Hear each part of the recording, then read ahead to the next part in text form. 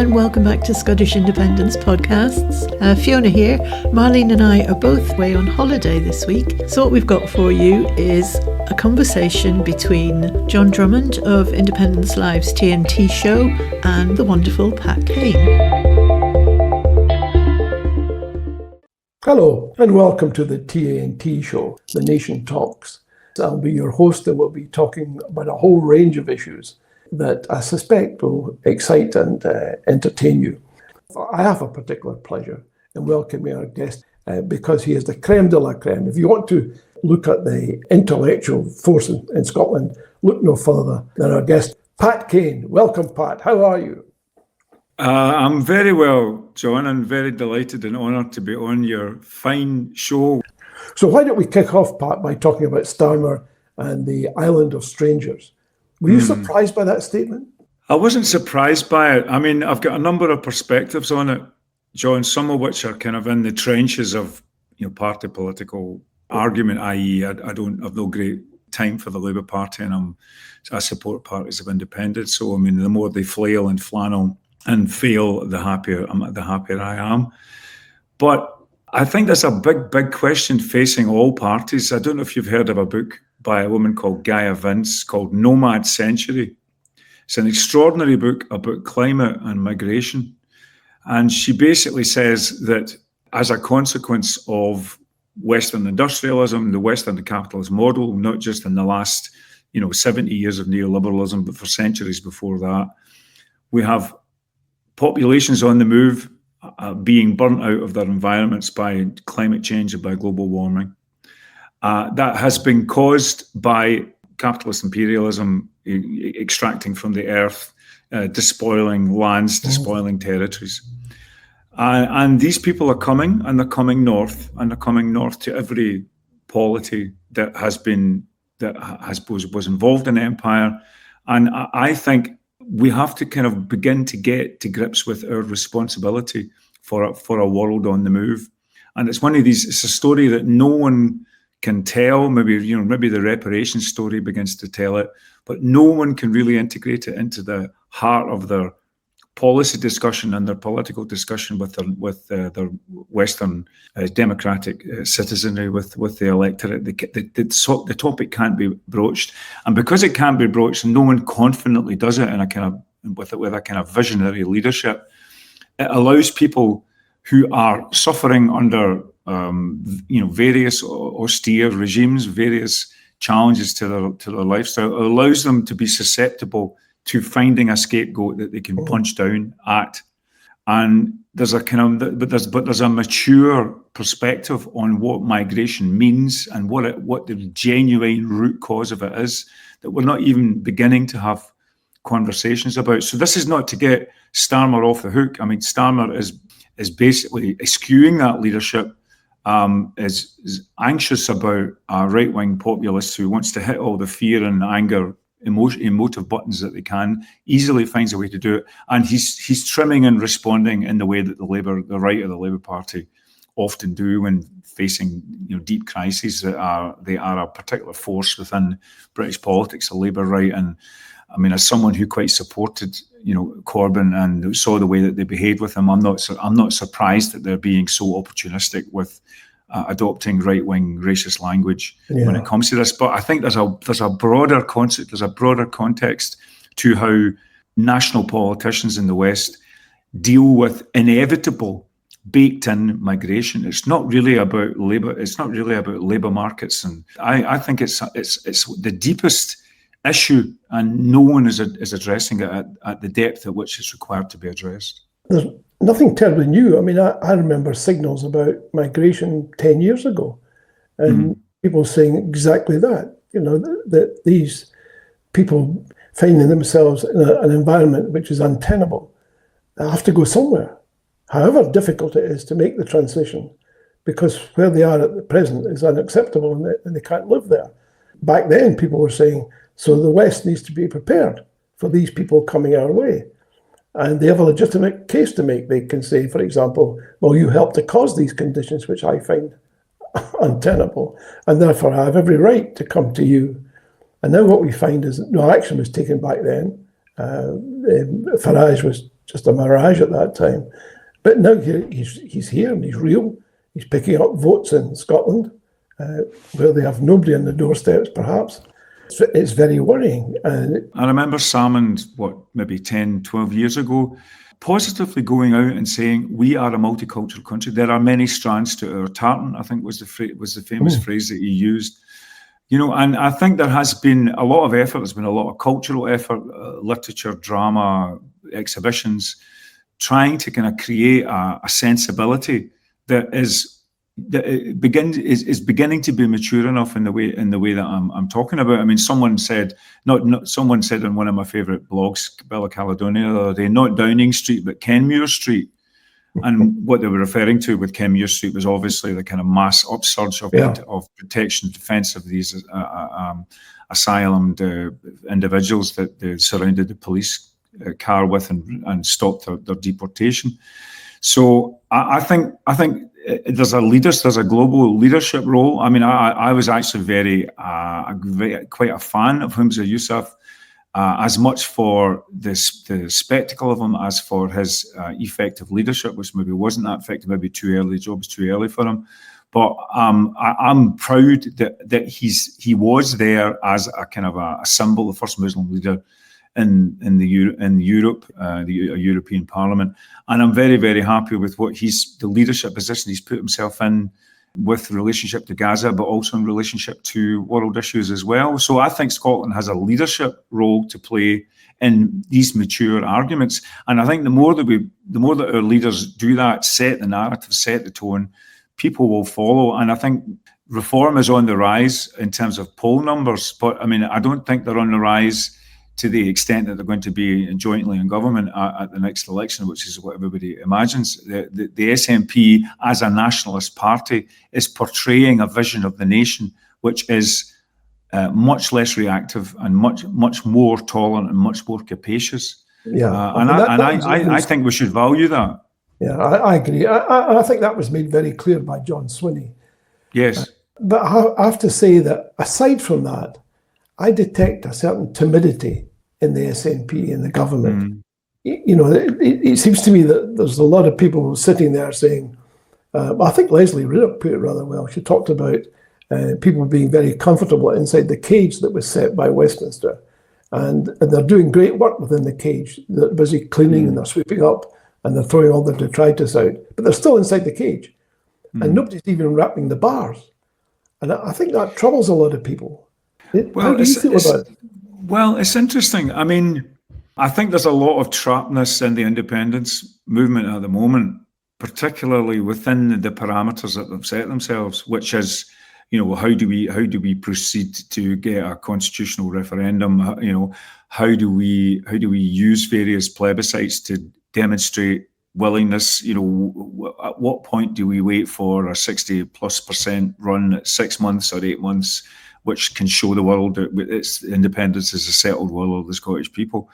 So there's a lot at that level, which is just a motor or an engine for frustration. And I think a lot of activity has to come out with a trapped devolutionary government, trapped within the Westminster system, trapped by the Supreme Court decision. And I think there has to be energy that comes from elsewhere in Scottish society. I mean, you mentioned my great friend Leslie Riddoch. I mean, Leslie's constant refrain is that there needs to be, I mean, she wouldn't use the A word, she wouldn't use the anarchist word, but she would probably accept it in a philosophical argument, which is to say there needs to be a lot more bottom-up confidence and vigour and agency in Scottish life.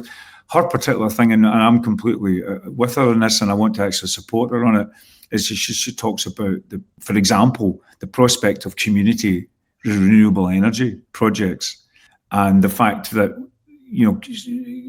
communities, if they step up to the plate to get their wind farms commissioned for the next 20 years at this particular crucial moment when the recommissioning happens, could have a flow of money into their coffers, which a bit like Shetland and the oil levy could provide genuine power within their communities to improve the fabric of their communities. Like £100,000 per megawatt generated for that community, as opposed to a few thousand if they let corporate and commercial endeavours develop it. Now, that kind of actual community power is genuinely empowering in other ways. People feel, I think that there's a prevailing narrative going on that we are powerless in the face of grand forces. Now, independence, national self-determination is a counter to that.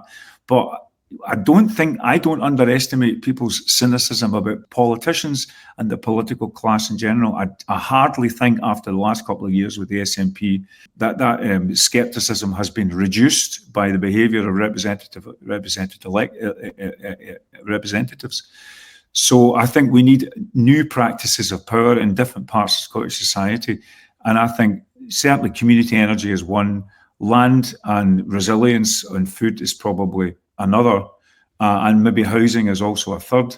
And there's a beautiful part of Leslie's book, in Thrive, where she lists 360 community trusts, land trusts, all from all parts of the country. And she says, look at all that competence. Shouldn't it be being more militant about what it can build and what it can secure for communities? So small I independence for me lies in these practices, and it's the best basis for large I independence, because it will make people feel as if they are empowered citizens rather than just 4-yearly, 5-yearly voting fodder, or people who are there to be triggered by political ideologists. I think we need more power, active and distributed throughout Scottish society, and that will partly mean people acting in their locality, asking for forgiveness, not permission, as opposed to too much yearning for another constitutional opening like the one that opened in 2014. That the pressures that are going to open that up again, I think, are going to come from a different place than us being, electoral wizards, as we think, as a lot of independence discussion is about. I would agree with that. And the other thing too that I detect is that there's lots of stuff going on at grassroots. I mean, we've had people in the programme, very impressive. I mean, people in islands and in very remote areas beavering away, doing stuff that, but the stuff that nobody hears about. But they all have a common concern. It's this disconnect with the government in Edinburgh. Yeah. In other words, they call people, they invite them, nobody comes, nobody, and all of a sudden they see some government minister making statements that are completely contrary to local interests, because they haven't sampled local interests, perhaps, to the degree that's necessary. And time again, we get evidence of this disconnect, because it seems to me that it's a two-way street. I mean, it's good and proper that people work away at the local and the grassroots level, but it seems to me terribly important that somebody at the centre actually connects up with these folks and first of all says, this is laudable. In other words, I approve of this. Even if they can only do it on a personal level and they can't do it for some peculiar reason on a political level, at least do it personally. But there's just nothing of that. I mean, the commonest phrase we hear is that John Swinney tends to look at politics through the wrong end of a municipal drain pipe. It's all about, keeping the drains open and stuff. And that again is laudable. I'm not trying to sort of diminish that and discount it, but nonetheless, that's not what people are looking for. They're looking for that form of leadership that says, I applaud what you're doing, I would love to see more of it, and I'm going to come and meet with you. It's not a big deal. But you see, but John has all long had a perspective on the process as Team Scotland. That as if everybody has to sort of line up behind one particular idea, and the more unity that we have, the more effective the country will be. I think when we talk to land reformers, for example, someone like Andy Whiteman, who should be an asset to the country, but finds himself constantly railing at the timidity in terms of dealing with the land imbalance and empowering communities to do more.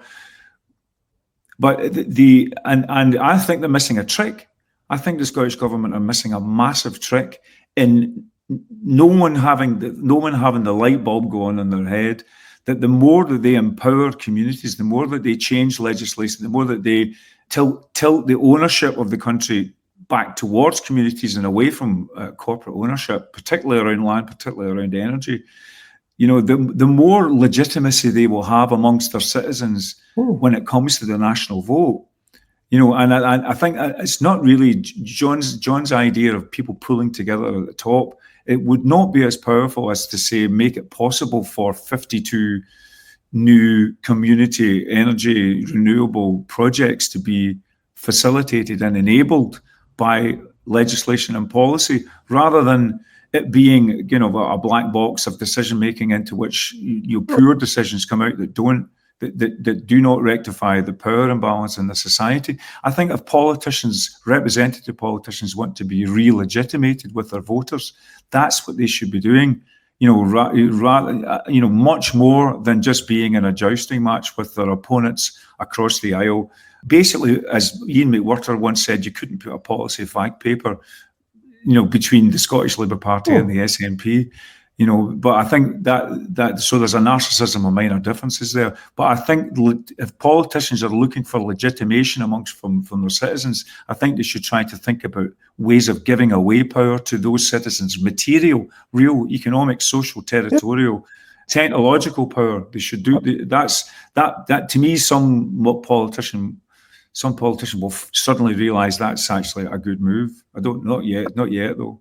Yeah, I think that's true. I mean, the experience we've done, this is our 202nd show, and we've had we've had masses of people on the show saying, this is what I find would be most welcome, is the government being sympathetic to local concerns. For example, we interviewed somebody from the islands, the Western Isles, who was concerned about second homes. Yeah. And the fact that it drove young people off the island. And these homes were only occupied 2 or 3 weeks a year. And they said there was so much that could be done. But that person has to travel a couple hundred miles to the council offices, never mind Edinburgh. And you think, hold on a second, guys, couldn't you look at that antique structure of the counties in Scotland and replace it with a whole bunch of smaller entities? It's in your power to do it. Why don't you do it? I mean, for example, I spent a lot of time in Perth and Kinross. Kinross was a poor relation to Perthshire. Such reason. At one time, it had its own council, it had its own town hall, and its own library, gifted by Carnegie. That was all swept away when it became part of Perth and Kinross. And the ironic thing is that Kinross was offered to Clackmannan. And because they were told, you're too small. This was a Tory government in power at the time. You're too small. Now we have Clackmannan, which is scarcely bigger than Kinross as a separate entity. And Kinross was offered to Fife, who turned it down. And you think, this is pathetic. This is just, now you've got a chance, you've been in SNP's in power for all these years. Why don't you take a cleaver to all that crap that was there that the Tories thought was a good idea, and it clearly isn't, and it's not working. And you could bring power. You could take, for example, you could separate Kinross from Perth and return it to its former glory and have people voting consistently for the 12 or 14 councillors they had instead of the 3 they have now. It would be so simple. It wouldn't be a particular earthquake. You'd be actually rendering power to people locally. You'd also be doing something that, as many people have said, as a precedent in Scandinavian and European countries. I mean, the precedent that's often cited is Denmark, which has hundreds and hundreds and thousands of local prefectures that have much more sovereignty over their conditions than in Scotland. But there's a kind of we did have a kind of faith in citizens as a consequence of the Constitutional Convention and the constitutional process in Scotland. But it's late on the scene compared to Scandinavian countries. I mean, they've had a century of thinking about how to empower their citizens at a national level. And they had a strong, their national revolutions, as it were, or national self-determinations, had a strong yeoman farmer kind of character to it. The person who's expresses their citizenship by being in control of their immediate resources and their immediate productive resources. So we've got a whole history of parlous centralizations and redivisions and rezonings and all the rest of it. I think one thing that we could genuinely do is to stand back and try and devise a system whereby people have power at the locality level that they recognise and feel is most natural. Exactly. And try that out. And I think that's a challenge because we don't have those European and Scandinavian traditions. But otherwise, people are going to do it themselves. The Kyle community, who famously went to bid for their wind farm and didn't get it, and we'll find out soon who actually did get it, were a convention of 6 land trusts who came together to say, we are going to, in this area, go for our own energy.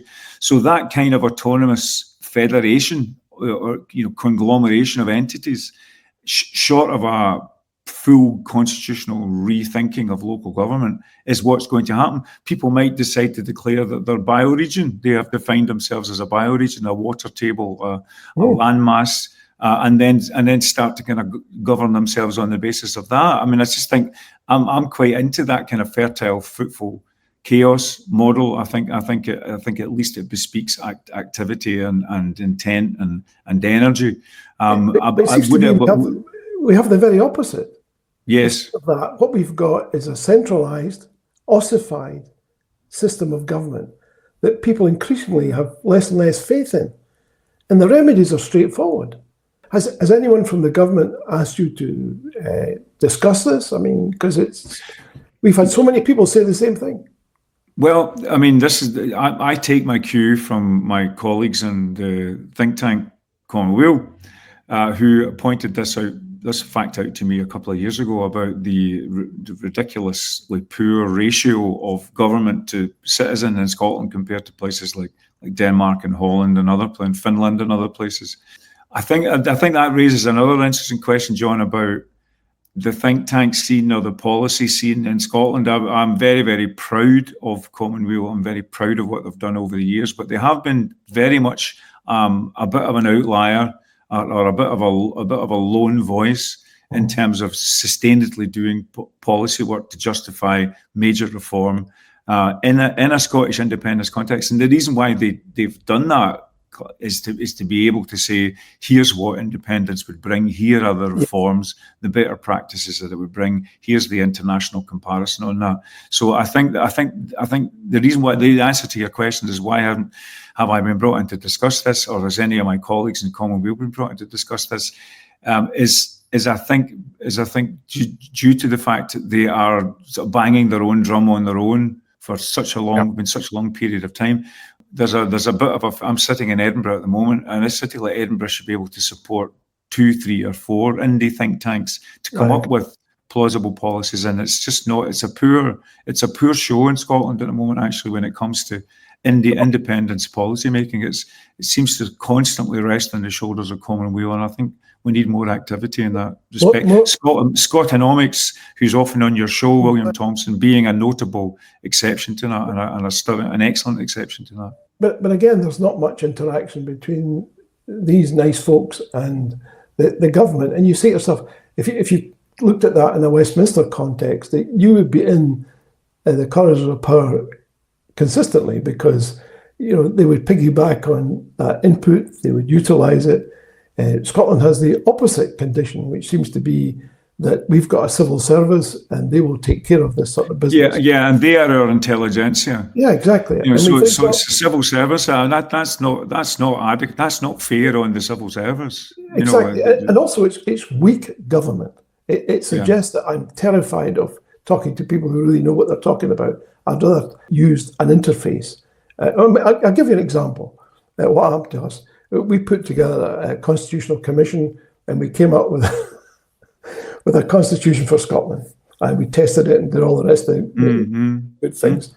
And we went to the government and we sat down with them. And it was the most extraordinary thing, because we ended up talking to a bunch of lawyers whose connection with constitutions was minimal. I've always found that to be an odd thing. You would think that lawyers would take to constitutions like a duck to water. But yes, you'd have thought. So when the lawyers revolt, then we all should be worried about things changing, isn't it? Yeah, well, maybe we need that. But they said, this is great, this is super. And then we got a call saying, could you come in and talk to us? And we thought, great, we'll be talking to a minister about moving this forward. what happened was we were in a room with these two lawyers, and they said, look, there's a page or two in the paper that talks about the monarch would be an elected position, i.e. there would be a vote on whether or not to continue with the monarchy. And I said, well, yeah, that was a bit of a throwaway remark because nobody was particularly interested at the time. Yeah, so we spent an hour talking about what was a frivolous section of this whole paper. You're talking 400 pages, and this was sort of half a page. And that's because somebody somewhere had a burr under their saddle about this. But nobody was interested in the real essence of it. And it was, how could you use this to support a drive for independence by reassuring people who didn't support independence that their rights would be safeguarded thereafter? Nobody understood the argument. And we thought it was such an obvious argument. You know, it's just, how do you appeal to all the folks who feel frightened? Because all of a sudden they end up in a new state in which they did not vote for. How do you reassure these people? This is the perfect way to do it. You say this, whatever government is elected is bound by the Constitution, which enshrines these rights. Bingo. Sure. Nobody understood it. I mean, they still don't understand it. We, for example, had Stephen Flynn on the show, and we talked about the Constitutional Convention that the SNP is committed to putting together. And I said, could you put us in touch with somebody who in the SNP who's doing this so we can talk to them? We're still waiting 9 months. So opportunities to work with people outside the party lines are shunned. And it's a great pity, seems to me. Well, it's interesting. I mean, we had. I'll tell you about the thing Spring that we're involved in that we've launched about a year ago, and just kind of trying to kind of make it work as a kind of holding space for certain kind of discussions in Scottish life. But we had conversations with Stephen Noon very early on, before Stephen Noon became an advisor to John Swinney, and you know, Stephen was trying to kind of, with his PhD, who was a very, very famous advisor, as you know, from the SNP in its heyday, contributed to many election victories. But with his PhD, when he came back to Scotland, he was trying to kind of revive what he thought was the spirit of the Constitutional Convention, which was a kind of generosity of spirit. You know, that the idea that a Labour Party would countenance a PR system that would possibly deprive it of total executive power in a proportional election system was to Stephen an indication. He even called it a politics of love, and by what he meant by that was that you could have a kind of, you know, your opponent could be an agonist rather than an antagonist. You know, i.e., you're not out to destroy them; you're out to have a decent, proper, dignified debate with them. Apparently, the assisted dying bill was a bit of an exemplar of that in the Parliament just a couple of hours ago. But so there's Stephen now working as an advisor for John Swinney, and I'm watching with great interest to see whether any of that politics of love, politics of post-partisan, inclusive relationship is persisting into his gig. But I think that's the spirit of a constitutional convention, or that's the spirit. You've got to sort of think that what is the underlying system that's going to run the country, and that cannot be a necessarily an ideological matter. But you know, Scottish civil servants are not public intellectuals, and they're not independent think tanks, and they shouldn't be. I mean, it's an interesting, to me, that's an interesting story that you tell, that they weren't even capable of going onto the centre ground of what the effectivity of your constitution was going to be. That shouldn't be the role. I mean, if you have a Jerry Hassan on your show, I know. I mean, Jerry is a one-man living policy think tank entity, all of his self, but he's the first person to tell you that he bemoans the lack of an institutional. Now, we could also look to Scottish academics who maybe aren't playing their part as independent supporters, which I know many of them are, and even, you know, bringing some of their nighttime hours, if they can't bring their daytime hours, some of their weekend and evening hours, to the question of formulation of Scottish policy for independence that makes it plausible in the meantime, and isn't just waiting for the great thunderclap moment to come in and then rushing in with their policies. To create a functioning world of independence what policy development should be doing, and there's not enough of it in Scotland. Yeah, and they don't push the envelope. There seems to be a high comfort level with the status quo, which is, I find, very sad, because Scotland has so many needs. The status quo is not going to serve the needs that are out there.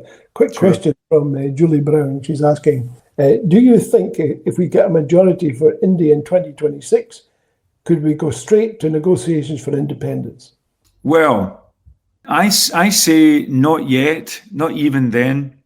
I think we need a devolution level of percentage support for independence consistently. Now, if that's what's expressed, at a national election, then that should be the trigger for a period of time where I would give it 6 to 8 months, 6 to 9 months, where cephalogically, in terms of polls, we are at 60 or 60+% consistently, so that looks like there's a settled will. And then I think it becomes problematic in terms of the democratic credibility for the Westminster government not to begin to think about another referendum on independence. I suppose I'm a wee bit more patient than I was in recent years about the independence process, because I feel as if one of the classic things that is a trial and a tribulation for independence is the way that it's so easily rendered as the most difficult, hardest, toughest, most technological, most risky thing in the world to do. And I think that we need a greater sense of confidence about how to handle those changes in Scottish society than exists at the moment. Yeah. For me, there's a 5 to 10 year argument for independence, which is to do with what are the frameworks within which you can cope with automation, climate change, migration, aging, demographics. There's a series of massive challenges and problems in people's lives coming up that it should be the case that a national sovereign polity should help you deal with and help people get through the transitions from one state of affairs to another, from one paradigm to another. That should be the role of Scottish independence. And I think this is me with my futurist hat on. I think so. There are some extraordinary changes to come quite soon in the technological and even the biological front. I mean, I think we're looking at very, very much looking at longevity, stretching out even further than it is at the moment. I think we could possibly be looking at an absolute holocaust against jobs, not just manual jobs, but mental jobs. There's a wave of developments coming there. And as I say, I think climate change is going to put migration pressures on Western societies. Independence has to be a solution to these kinds of problems. And problems like, well, what do we do when machines take over 80% of our working lives, or potentially or theoretically? What is the purpose of our life if that's the case? So that presents fundamental challenges and questions to a national government, which is like, well, it's self-development, it's care, it's improving, beautifying our living conditions, it's paying more attention to other people because we've been liberated to do so by productivity. I think that makes sense. You know? But as you say, there may be massive changes that make that might shorten that timescale, not because anyone in Scotland contrived to do it, simply because, for example, there's a reform government in Westminster that enacts Trumpian logic, and it immediately wipes out substantial portions of the population. And somebody in Scotland stands up and says, this has got to stop. And that means that it's a very sudden transition. And I don't think people cope well with sudden transitions. I mean, this is why I'm mentioning Swinney and Stephen Noon. Those are bright people, clever people. They want to be innovating ahead of a crisis rather than just in response to a crisis. Yeah, and anybody who was in that position would be gaming the thing. They would be saying, hold on a second, what do we do if Farage is Prime Minister at the next election? Because it would be disastrous for Scotland. And the idea then that one could take one's time to negotiate with somebody like that and convince them that this is a good idea sounds fanciful. And therefore you're placed in a position whereby the negotiation has to come from a position of strength rather than weakness.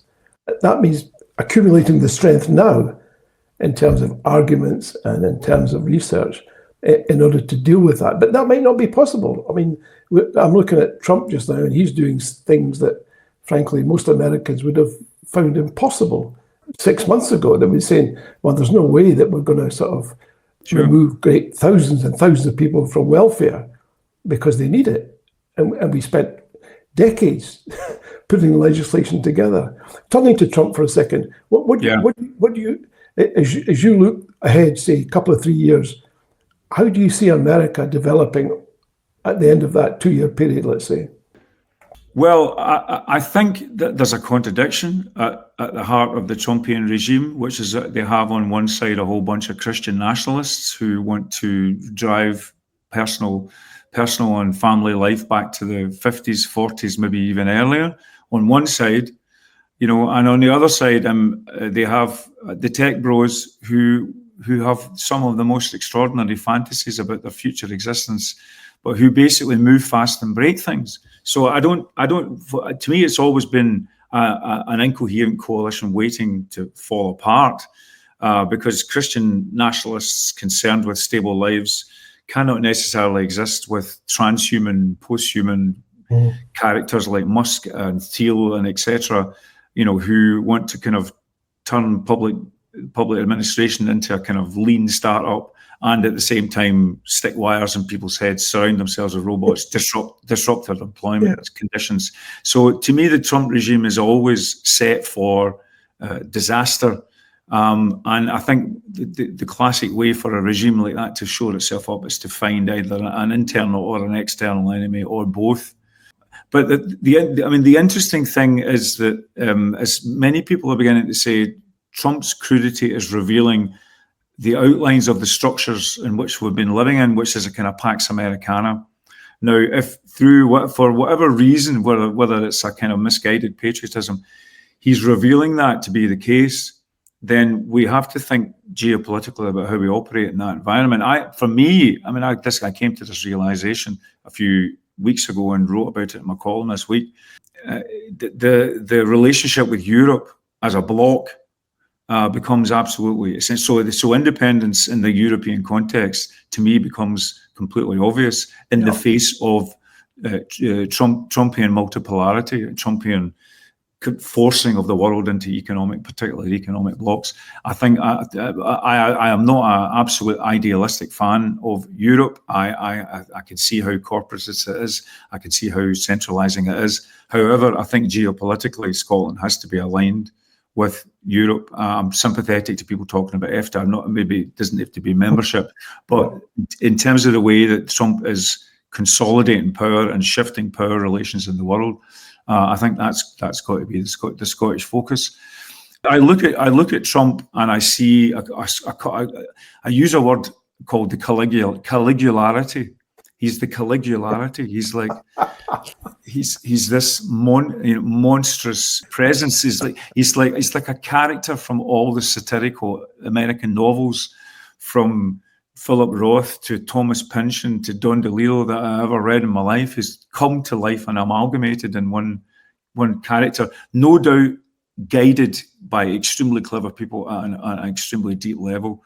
But it's a moment of tragedy for me, John, when I think of Trumpianism, because as in my singing voice and in my work, I am an American fan. I can't even help it. It's just the way I sing and it's the way I perform. So I have a vested interest in a good America coming through at the end of all this. But my faith is being sorely tested at the moment. Well, I think, as we discussed offline, I think he is where he is because of the manipulation that took place perhaps on social media to allow Yes. And he will do it again and again as often as he can get away with it. But we don't have time to go into all of that tonight. Maybe in another show we could go that in a bit more detail. But the situation is he is where he is. He's taken that whole corporate ethos to a new level. He's in Qatar, a state that he denigrated in 2007, I think, as being a home of terrorists. They are still hosting Hamas, and yet he's now taken an Air Force One jet from them. And when he was asked, do you feel this is a compromise or something, kind of me, aren't you compromised because you've taken this largesse? And he said, well, the present one was a bit shabby and we should all have been ashamed of it on the tarmac. So it was my job to go and find a better one. And somebody said, well, what you're doing is against the Constitution. You're not allowed to do this. You need the agreement, the approval of the Senate. And he's saying, well, that's a technicality. I've had it checked with the person he appointed as the Attorney General, and she says, okay. I mean, you get this sort of incestuous, I appointed people who will obey my will, and these people have told me that this is okay. So therefore, constitutionally, I'm free and easy. The fact that the actual written words run counter to that. I mean, I've watched some of his appointees on television recently, and they were actually told, here's the Constitution, and this is what you're doing. How do you square these things? And they say, well, it's an executive order. The president's in charge. I mean, he came down the stairs on his trip to the Middle East with, I think it was Mohammed bin Salman, who the leading prince, the Saudi prince. I wonder, the person who ordered his goons to tear the journalist Adnan Khashoggi to pieces a couple of years ago. I mean, it was like something. It's like something that you would imagine AI would generate, but it wouldn't really. You can't imagine it would be really happening. But the man is a monster, and Trump is legitimating him as if. I mean, but there's weird stuff going on, John.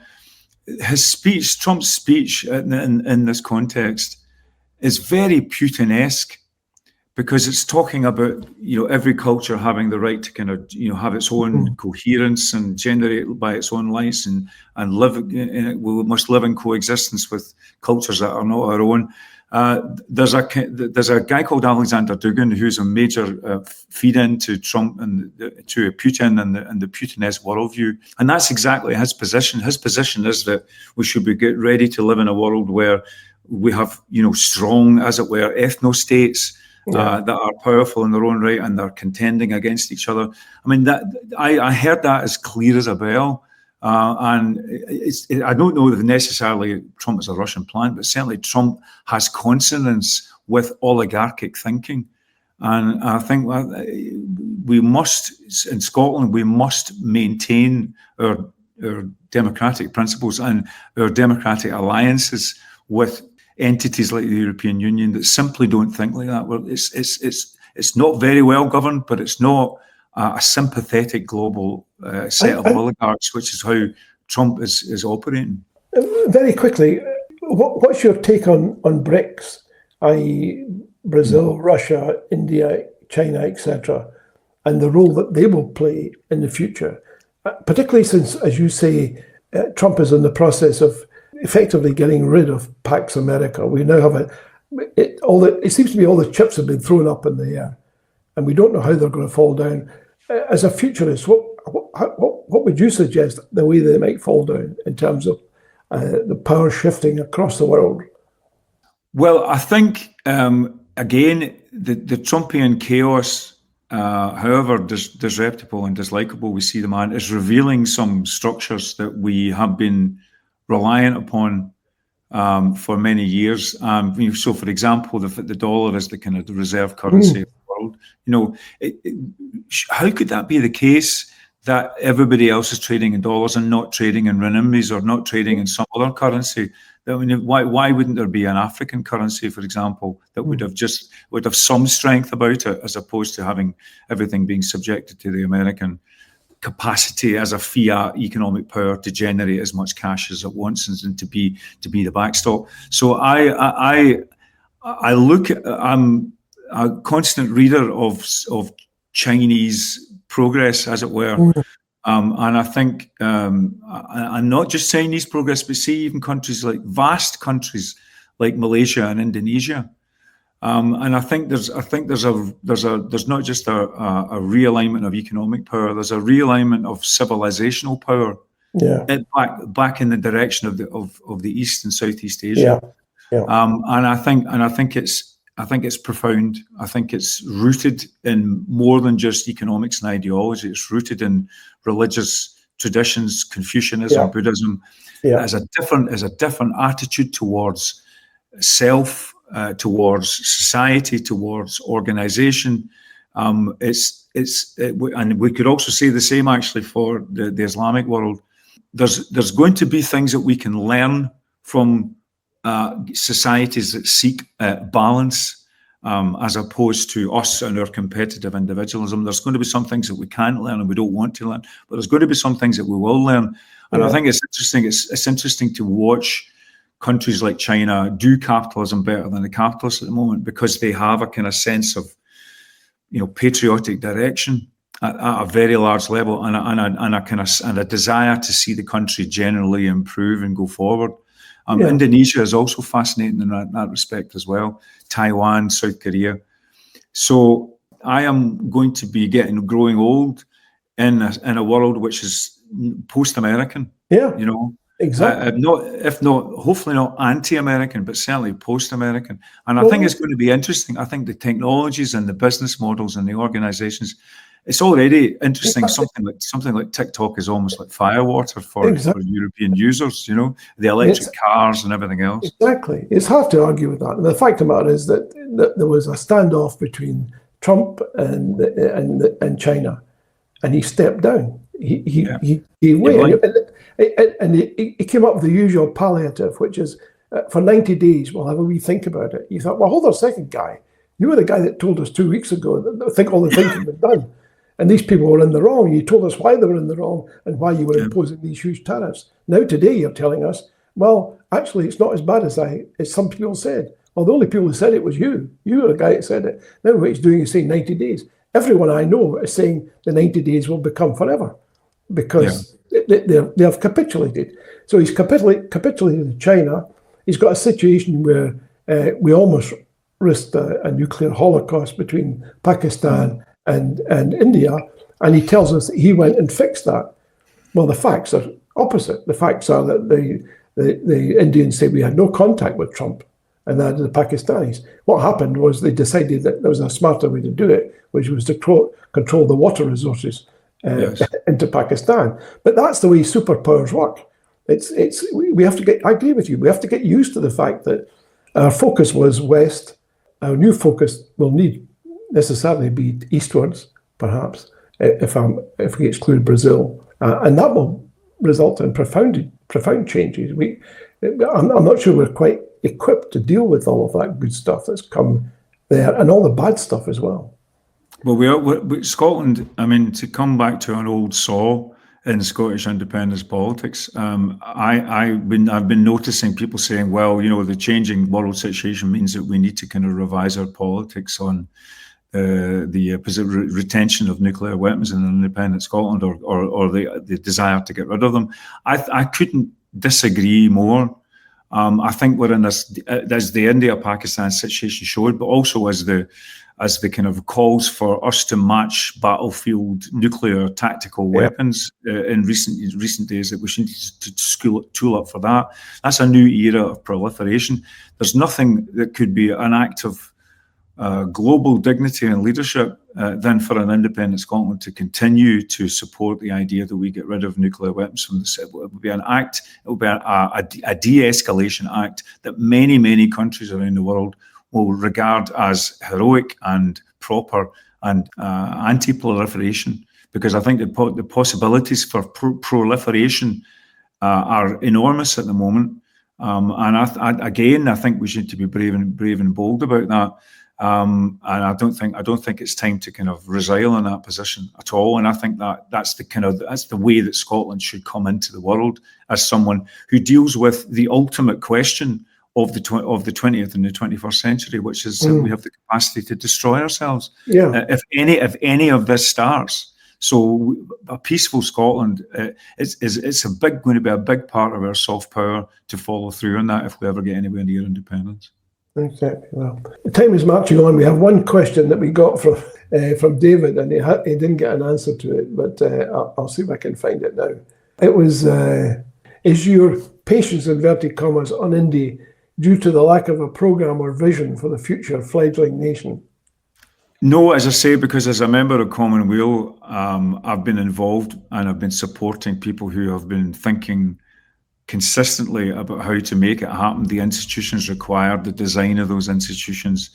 I would like two or three or four more backups on that. I'd like there to be more parallel endeavours. So I don't think there's a shortage of big plans. I think there's a conjuncture that will emerge. I think it's a combination of what a Faragis regime would do.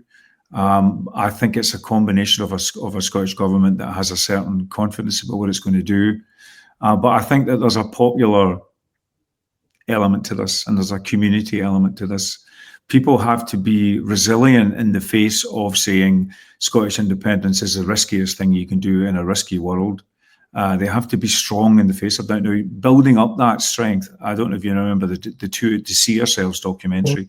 I think the To See Ourselves documentary, apart from the heroic figure at the heart of it, was a great demonstration of how people can be so knocked off beam as economic citizens, as political citizens, by relentless propaganda against the idea that independence is a credible exercise. We have to find ways of strengthening that mentality. There's many initiatives that are trying to do so, but it has to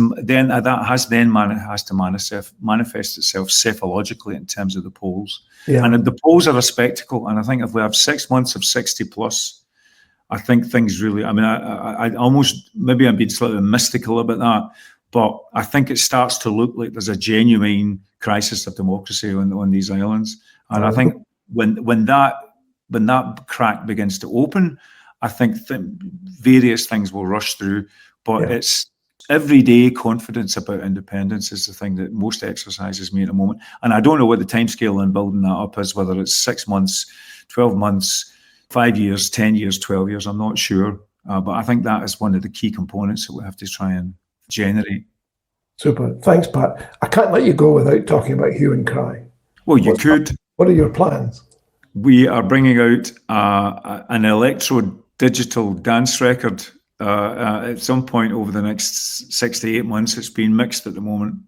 And I can't tell you the title, but it's very, very optimistic and very, very futuristic. And you may see me with some strange headwear on at some point in the future.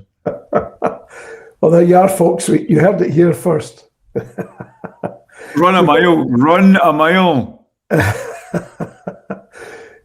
I think the only last comment I would like to make is that I am so proud of yourself and your colleagues at Independence Live, Broadcasting Scotland, all the other entities, who, by virtue of their commitment and their selflessness and their efforts and to some degree the crowdfunding that you were talking about at the beginning, have managed to create a keep going, a Scottish public sphere. And I think, there's probably not hundreds of thousands or millions watching this particular broadcast, but they are people who will act and are thoughtful and have made a commitment to the future of Scotland, which is in a direction and in a way that I will always be allied with. So I just want to congratulate all of you for keeping going, for mastering the technology, for showing that it can be done, and for being a bit of an exemplar. I always hoped that there would be Scottish independence media, and between the National and yourselves and all the others, it exists. And if it exists, it can make a great effect. So well done to everyone. Thank you for that. And we welcome the support we get from all the people who join us and for all the other Independence Live programs. So with that, that's a reasonable way to round up this evening's broadcast. Thanks very much to you, Pat. We've really enjoyed it. And perhaps, since we only covered about 2 or 3 of the questions that people wanted to ask you, maybe you'd be kind enough to come back again and we can talk some more. I'd be delighted to. Great. Thank you. And thank you to everyone watching tonight. So that was a very wide-ranging conversation, wasn't it? I hope you enjoyed it as much as we did. Now, if you'd like to watch the video version of this, you will find it on Independence Live's YouTube channel. Marlene and I should be back from our holidays refreshed and raring to go from next week. So we'll see you all there. Thanks for listening. Bye now. Thanks for listening, everybody. Hope you enjoyed that. Don't forget to subscribe to us wherever you get your podcasts. And if you're listening on YouTube, you can click the little bell and you get a reminder whenever we put out a new episode, which is every Friday. And sign up for our mailing list. You can do that from the website. And we always send one out at the beginning of each month to tell you what's happening. Last but not least, you can buy us a coffee on coffee.com. And we'll catch you later. Bye now.